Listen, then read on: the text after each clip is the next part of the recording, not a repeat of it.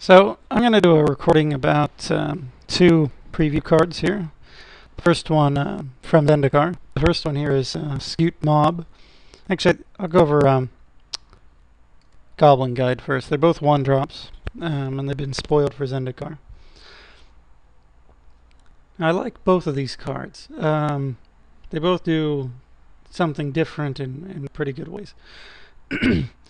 Now, Goblin Guide is 1 red for a 2/2 haste, Goblin Scout. Whenever he attacks, the defending player reveals the top card of their library. If it's a land card, they put it into their hand. So, on the surface, I mean, the drawback looks pretty bad, and the aggression of the card looks really good. So, personally, I think this card is going to be amazing in the right deck. It scales up the 1 drop, which needs to be scaled up because everything else has been scaled up in Magic. Its drawback is something that makes it not that bad in the early game, but really bad in the late game. So if you draw these guys late, you're just like, I mean, he's the ultimate 1 drop who's horrible later in the game, generally, right? Which is common among 1 drops. But this one is better than early in the game. I think is better than something like Figure of Destiny. It's just much faster, right? Figure of Destiny requires 2 mana to become a 2/2, and he doesn't have haste, right? So I think they've done really well with this card. A lot of the other cards I've seen spoiled in the set are, like the enemy colored fetch lands, which is cool, but nothing new or interesting. A lot of the other cards are all aggressively costed, kind of okay. Landfall generally is an interesting mechanic, okay. But these 2 cards I'm talking about seem to be interesting in a new way, or a breakthrough point, where they've really gotten something really correct. They've kind of hit the needle on the head of where the power level of aggressive card, or where 1 drop should be.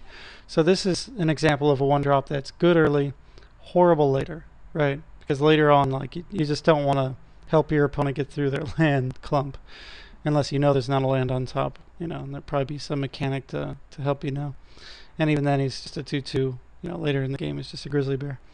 Okay, that's Goblin Guide. Secondly, we have Skewt Mob. Skewt Mob is probably called Skewt Mob because they call it Cute Mob in testing, right? This happens sometimes. They name a card after its test name. So here's 1 green for a 1/1 insect, who has the ability at the beginning of your upkeep, if you control 5 or more lands, put 4 +1/+1 counters on Skewt Mob. Okay, so here's the opposite. He's horrible early, right? As a 1 drop, that's about as bad as 1 drops get, 1 for a 1/1, right? As far as, well, yeah. Sure, there's worse 1 drops, obviously.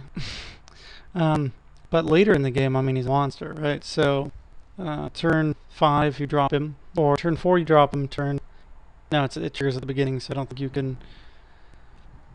can get it to trigger by putting a land into play during your upkeep. So, turn 5, you drop him. Turn 6, he's a 5/5 attacker. Turn 7, he's a 9/9 attacker. Turn 8, he's a 13/13 attacker. So it gets huge.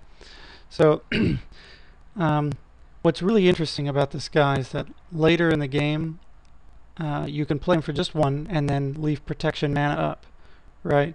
But he's not, something you can play early, so he's not gonna promote the kind of wins that Goblin Guide's gonna promote. Goblin Guide is kind of the Texas Hold'em, I go all in and I see if I beat you kind of, luck strategy, right? You want to get a really good hand early, and if you get that hand, it's almost unstoppable. Whereas Skewt Mob is more, you've controlled the game, you have a consistent draw, you drop him, you protect him, Skewt Mob is going to be something that's going to benefit, I think, players that are more thoughtful about the way they play, whereas Goblin Guide's going to benefit players that just want to have a shot at beating anybody, right?